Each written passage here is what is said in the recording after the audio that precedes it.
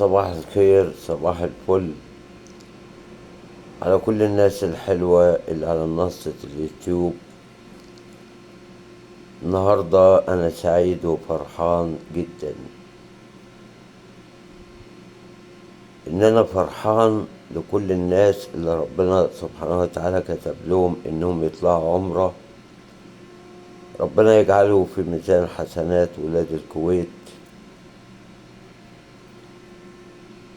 علي وعزيز ومشاري ومدام حصة ومدام حسناء،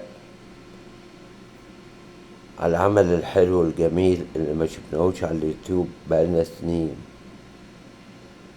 وانا كنت هشارك معاهم الليلة دي، لكن للأسف الشديد ان انا تعبت فجأة، والعيا بإيد ربنا سبحانه وتعالى. وربنا سبحانه وتعالى لو كاتب لي اطلع كنت طلعت، كانش جالي صداع، ما كنتش تعبت. ليه نصيب الحاج محمود كهربا راجل البركة، ربنا كتبها له ان هو يطلع العمرة. وانا بحمد ربنا سبحانه وتعالى ان انا بشوف الفرحة في وش الناس كلها. وعمري في حياتي ما بصيت للي في ايدي غيري. ربنا جعلني سبب اقف اساعد على قد ما اقدر.